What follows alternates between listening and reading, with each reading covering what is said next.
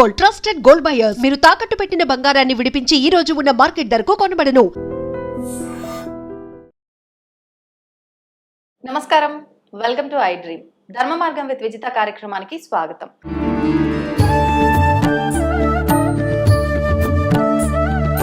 ప్రస్తుతం మనతో పాటు ఉన్నారు 109 బాబా సంత్ సదానందగిరి బాబాజీతో మాట్లాడి మరిన్ని విషయాలు తెలుసుకుందాం. మనకైతే చాలా సందేహాలు ఉంటాయి. మన సనాతన ధర్మం ప్రకారంగా ఎన్నో మంచి మంచి విషయాలు, వేదాలు, శాస్త్రాలు, పురాణాలు, వీటి గురించి కనుక మనం తీసుకుంటే ఎంత తెలుసుకున్నా ఇంకా తెలుసుకోవాల్సింది చాలా ఉంటుంది. ఎన్నో సందేహాలు ఉంటాయి. వాటిల్లోంచి కొన్ని ఇప్పుడు బాబాజీతో మాట్లాడి నివృత్తి చేసుకునే ప్రయత్నం అయితే చేద్దాం. నమస్కారం బాబాజీ. హరి ఓం. బాబాజీ, మన సనాతన ధర్మం ప్రకారంగా ఒక హిందువు ఏ రకంగా ఉండాలి? ముందు ప్రార్థనతో మొదలు పెట్టుకుంటాం. తప్పకుండా. గణానాం త్వా గణపతిం హవామహే కవిం కపీనాం ఉపమస్త్రమస్తవం జ్యేష్ఠరాజం బ్రహ్మణస్పతః ఆనశ్ శృణ్వన్నోతిభిः శ్రీరసాదనం గం గణపతయే నమః. యా కుందేందు తుషారహారధవళ యా శుభ్రవస్త్రాన్వితా వీణ యా వీణావరదండమండితకర యా శ్వేత పద్మాసనాం యా బ్రహ్మాచ్యుత శంకర ప్రభృతి దేవై సదా పూజితః సామాం పాతు సరస్వతి భగవతి నిశేషజాడ్యాపః. ఐం సరస్వత్యే నమః. జ్ఞానానందమయం దేవం నిర్మలస్ఫటికాకృతిం ఆధారం సర్వవిద్యానాం శ్రీ హయగ్రీవ గురుం ఉపాస్మహే. మా గురుదేవులైన మహాన్ తిరుమలగిరిజీ పాదపద్మములను మనసులో స్మరణ చేసుకొని ఐ డ్రీమ్ వీక్షకులందరికీ సకల శుభములు కలగాలని కోరుకుంటూ, తమరు అడిగిన ప్రశ్న, సనాతన ధర్మంలో మానవుడు ఎక్కడ ఉండాలి? అసలు ధర్మము అంటేనే ఎటు ప్రవర్తించాలా, ఏది ప్రవర్తించకూడదు అనే ఒక నియమావళి సిస్టమ్. సత్యము అనేది ఎప్పుడూ మార్పు చెందకుండా ఒకటిగానే ఉంటుంది. ధర్మము అనేది దేశకాల పరిస్థితులను బట్టి ధర్మంలో మార్పులు ఉంటాయి. ఏ ప్రాంతంలో ఎక్కడ ఉన్నవాడు తాను చేయాల్సిన ధర్మాన్ని ఏది ఆచరించాలనో విఘ్నులు మనకు వేదంలో ఉపదేశించి ఇచ్చి ఉన్నారు. వాటిని చేసుకుంటూ పోవడం. బ్రహ్మచర్య స్థితిలో ఉన్నప్పుడు ఆ విద్య అభ్యసించడం, రెండవ ఆలోచన లేకుండా ఆ గురువుకు సుశ్రూతలు చేస్తూ గురువు మెప్పు పొంది గురువు అనుగ్రహంతో ముందు విద్యను పొందడం, గురువు అనుమతితో గృహస్థాశ్రమంలోకి ప్రవేశించి ఈ సమాజాన్ని ఉన్నత స్థితికి తీసుకుపోయే ఒక కుమారుడు కుమార్తెలను ఉద్భవింపచేసి వాళ్ళను ఉన్నత స్థితికి తీసుకొని వచ్చి వాళ్ళకు కళ్యాణాలు చేసిన తరువాత వానప్రస్థ స్థితికి భార్య అనుమతి అడిగో భర్త అనుమతి అడిగో ఆ ఇద్దరు జంటలు అనుమతి తీసుకొని ఇద్దరూ కలిసి కానీ లేక కొంతకాలం కానీ ఈ గృహస్థ ధర్మం నుంచి పర్సంటేజ్ను తగ్గించుకుంటూ భగవత్ చింతనలోకి పోవడం ఫస్ట్ స్టెప్. ఆ తర్వాత ఒక స్టేజ్ వచ్చినాక ఇంకా లౌకికాన్ని టోటల్గా వదిలేసి పూర్తి ఆ చింతనలో ఉండడం సన్యాసం. ఈ 4 స్టెప్పుల్లో కూడా మళ్ళీ బ్రహ్మచారిగా ఉన్నప్పుడు ఏ ధర్మాలు నిర్వర్తించాలి, గృహస్థుగా ఉన్నప్పుడు ఏ ధర్మాలు, వానప్రస్థుడుగా ఉన్నప్పుడు ఏ ధర్మాలు, ఆఖరికి అన్నీ వదిలేసిన సన్యాసి కూడా పాటించవలసిన ధర్మాలు అని చెప్తారు మన పూర్వీకులు. ఎందుకంటే ఈ ధర్మము చెప్పేదానికి ఇంత చిన్న వర్డ్ అయినా అది అంత కఠినమైంది. ఎన్నో నియమాలు, ఎంతో కఠినం అనుకున్న వాడికి ప్రతి ఒక్కటి కఠినమే. ఇది నా బాధ్యత, ఇది చేస్తే నేను ఉన్నత స్థితికి పోవడమే కాకుండా నాతో ఉన్న వాళ్ళను కూడా ఉన్నత స్థితికి తీసుకుపోతాను అన్నప్పుడు అది ఏమాత్రం కష్టం కాదు. ఎక్కడ కూడా మనిషి యొక్క మానసిక భావన, అమ్మో ఇది ఇంత బరువా నేను ఎత్తుతానా అనుకున్నప్పుడు 10 కేజీలు కూడా మీరు ఎత్తలేరు.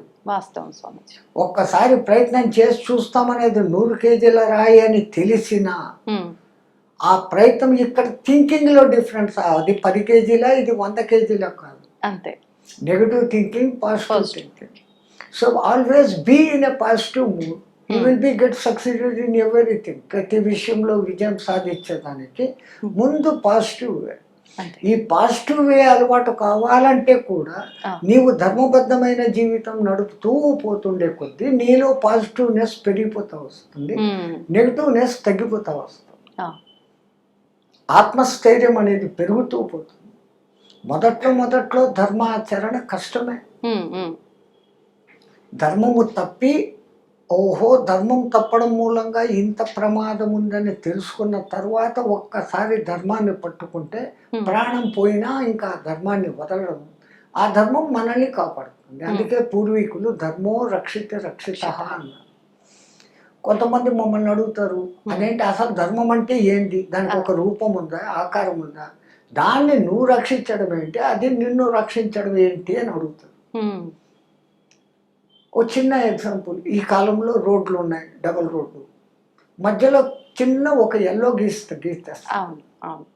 తెల్ల గీత గీసి దాంట్లో కటింగ్లు పెడితే యూ కెన్ ఓవర్టేక్ అనే అర్థం. కంప్లీట్గా ఉత్త తెల్ల గీత ఉంటే in case of emergency you can overtake అనే అర్థం.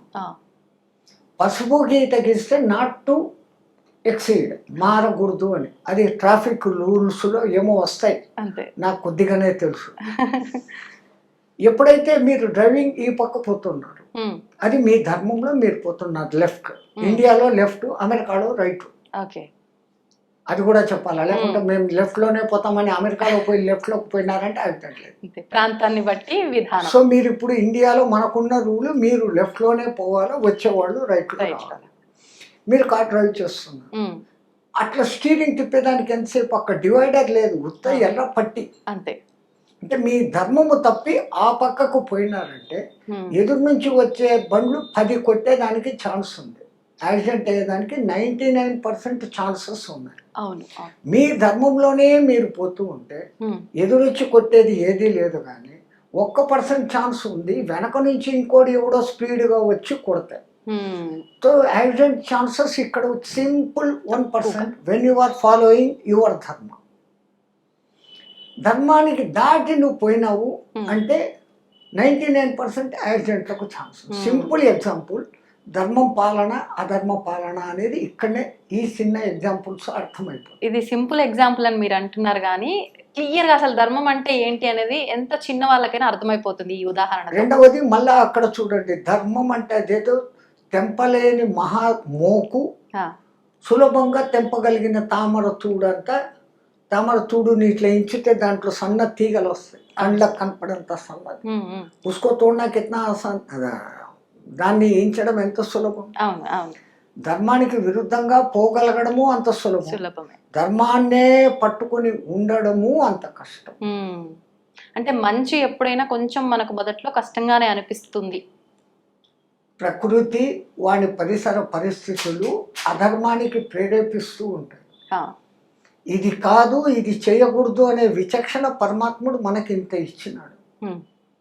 100 నేను చెయ్యను అనుకున్నాడు, మొదట కష్టపడవచ్చు, కానీ ఆ తర్వాత చిరంజీవిగా నిలబడిపోతాడు. హరిశ్చంద్రుడు ఒకప్పుడు తప్పులు చేశాడు, అబద్ధాలు ఆడాడు. ఆహా, అబద్ధాలకు ఇంతింత శిక్షలు ఉంటాయా, నేను ఇంకా జీవితంలో అబద్ధం ఆడను, ఆడి తప్పను అన్నాడు. భార్య బిడ్డలు నమ్ముకున్నాడు, రాజ్యం పోగొట్టుకున్నాడు, కానీ ఆడిన తప్పలే, ఎక్కడ మాట తప్పలేదు. ఆఖరికి విజయం ఆయన్నే వరించి. అంతే అంతే. ఈ కథ మనకు తెలిసింది, కానీ దీన్ని బట్టి ఎన్నో కోల్పోవాల్సి వస్తుందేమో. ఇప్పుడు సత్య హరిశ్చంద్రుని ఉదాహరణ తీసుకుంటే బంధాలు, బంధుత్వాలు మనం అలాగే మీకు కథగా, ఒకవేళ దాని కథ అనుకోండి, కథగా చెప్పిన అంత కోల్పోవాల్సిన పని లేదు. మీ తెలుగులో ఆ పద్యం ఉంది, ఇతరుల నొప్పించక తానొవ్వక ఎప్పటికయ్యేది ప్రస్తుతం అప్పటికయ్యేది చేయుచు తప్పించుకు తిరుగువాడు ధన్యుడు సుమతి. ఇప్పుడు ఎవడో ఆవును కొడతాడు, నువ్వు పోయి బలం చూపించి నువ్వు కొట్టేస్తే అంత దమ్ము ఉంటే వాడిని కంట్రోల్ చేయొచ్చు, నీకు అది లేదు. నేను కొట్టడం పాపం రా అంటే వాడంటే చీపో నీకేం పట్టింది, నాకు హ్యాపీగా ఉంది, అది బ్యాడ్ అంటే I'm feeling happy, why you are disturbing me అంటాడు వాడు. కానీ అదే వాడికి, ఒరే నువ్వు ఇక్కడ ఆవును కొడుతుండవు, రేపు పొద్దున్న నువ్వు చచ్చిపోయినాక యమలోకంలో నిన్ను తీసుకుపోయి నూనెలో ఫ్రై చేస్తారా అంటే, ఇప్పుడు వీడికి ఎక్కడో ఒక చుక్క నూనె పడిన మంట తెలుసు, అమ్మో సచ్చినాక నూనెలోనే వేస్తారా అని ఆ పాపం చేయడు. సులభంగా వాడిని అధర్మం నుంచి ధర్మంలోకి మీరు ఆ తీసుకురావచ్చు. యమలోకం అనే ఒక భయం పెట్టి మార్చారు. ఉమ్, ఉమ్, అలాగనే వాడిని ధర్మంలో ఉండేటట్లు ఎంకరేజ్ చేసేదానికి, ఆ ఆకలితో ఉన్నవాడికి అన్నం పెడితే నువ్వు చనిపోయినాక నీకు అక్కడ రంభ డ్యాన్స్ చూపిస్తారా అంటే ఆ, అది చూపిస్తాడో చూస్తాడో మనకు తెలియదు. అంతే. టికెట్ లేకుండా రంభ డ్యాన్సులు చూడొచ్చు కదా అని ఇక్కడ అన్నం పెడతాడు. వీడి అంటే చిన్న నిన్ను కట్టు. ధర్మ మార్గంలో నడిపేదానికి ఉమ్, నరకము, స్వర్గము నరకము అనే ఒక భయాలు చూపించినప్పుడు ఆ, ఒక మనిషిని ఒక మార్గంలో పెట్టాలంటే నయాన భయాన ఒప్పించాలి. అవును. ఈ రెండు మార్గాలు ఈ విధంగా మన పెద్దోళ్ళు పెట్టి, ఉమ్, అధర్మంగా పోతే నువ్వు నాశనం అయిపోతావు, ఈ అధర్మంగా పోతే అనే దానికే మహాభారత కథ, ఉపన్యాసాలు, రామాయణాలు, అవును. ఎన్నో గ్రంథాల్లో ఎన్నో కథలు. ప్రతి దాంట్లో కూడా ధర్మంగా పోయినోడు అంతిమ విజయం సాధించాడు, మధ్యలో కొంచెం కష్టాలు పడతాడు. ఉమ్, ఉమ్, ధర్మబద్ధంగా సంపాదించి ఓ బిల్డింగ్ కట్టుకోవాలని ఒకడు అనుకున్నాడు, వానికి లేట్ అవుతుంది అవును. బట్ కట్టుకుంటాడు. ఉమ్, అధర్మపరుడు తొందరగా కడతాడు. అవును. ఆ కట్టడంలో 4 అంతస్తులు ఒకటేసారి పిల్లర్లు లేపేస్తే అది ఏదో ఒక దినం జై శ్రీరాం అయిపోతుంది. అంతే అంతే. కొన్ని చోట్ల ధర్మము అనిపించేది అధర్మము, అధర్మము అనిపించేది ధర్మము. వాస్తవం. ధర్మానికి పూర్తి ఈ నిర్వచనం అని చెప్పేకి లేదు. ఉమ్, రామాయణ కాలంలో పితృవాక్య పరిపాలన మహా గొప్పది. అవును. అంతగా చేశాడు కాబట్టి ఆ దశరథ నందుడిని ఈ పొద్దు మనం రాముడిని దేవుడు అంటున్నాం. అవును. అమ్మ నాన్నలకే పుట్టాడు ఆయన. పుట్టాడు, ధర్మానికి 11,000 నిదర్శనంగా. సంవత్సరాలు రాజ్యం చేశాడు. 11,000 కాకుండా 11 సంవత్సరాలు చేశాడు అనుకోండి.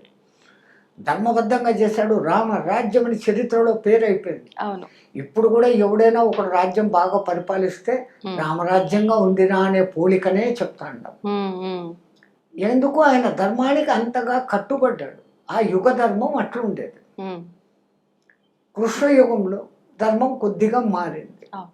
ఇంతకెద్దు చిన్న రాజ్యం కోసం సొంత తల్లి కొడుకులు అన్నా తమ్ముళ్ళే కొట్టుకున్నారు. కొట్టుకున్నారు. ఇంకా కలియుగం వచ్చింది, చెప్పాల్సిన పనిలే. కానీ ధర్మంగా ఎప్పుడూ పాలిస్తున్నప్పుడు దానికి విజయమే. ఉమ్. కాస్త లేట్ కావచ్చు. ఓకే. అంటే స్వామీజీ, ఇప్పుడు మీరన్న ప్రకారంగా తీసుకుంటే రామాయణ, మహాభారతాలు ఇలాంటి పురాణాలు, గ్రంథాలు ఎన్నో ఉన్నప్పటికీ ఇప్పుడు జరుగుతున్న అఘాయిత్యాలు, అరాచకాలు అయితే చెప్పాల్సిన పని లేదు. అది అర్థమైపోతుంది కళ్ళకు కట్టినట్టుగా. అంటే వయసుతో సంబంధం లేదు, పెద్ద చిన్న తారతమ్యం లేదు, ఎన్నో ఘోరాలు చూస్తున్నాం. ప్రకృతి కూడా కొన్నిటికి కంపించి రకరకాల రియాక్షన్స్ మనకి ఇస్తుంది, అది కూడా చూస్తున్నాం. ఇదంతా అంటే మనం చేస్తున్న పాపాలను బట్టి జరుగుతుందంటారా? ధర్మం, యుగ ధర్మం ప్రకారమే జరుగుతుందంటారా? అదే అసలు ధర్మం మారుతుంది అంటే మనుషుల్లో స్వార్థత పెరుగుతుంది. ఉమ్, ఉమ్, సత్యయుగంలో అసలు ఇంకొకటి గురించి ఆలోచన లేదు. ఇక్కడొకడు అక్కడొకడు తపన చేసుకుంటే ఎవరి లోకంలో వాడు హ్యాపీ. ఉమ్, దేవతలు కూడా మనతో కలిసి తిరిగేవాడు.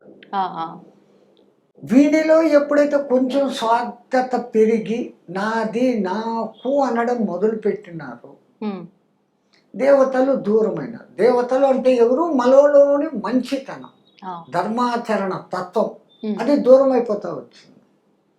అధర్మం పెరిగింది అంటే మనలో క్రూయాలిటీ ఎందుకు పెరుగుతుంది అంటే నేను బాగుంటే చాలు, నేను అందరికన్నా బాగుండాలా, ఉమ్, నేను అందరివంతకన్నా ఐశ్వర్యవంతుడిగా ఉండాలా, నాకే కీర్తి ప్రతిష్టలు రావాలి, ఉమ్, సర్వే జనాం సుఖినో భవంతు అన్న భావన ఇప్పుడు దూరం అయిపోయింది. అవును, అవును.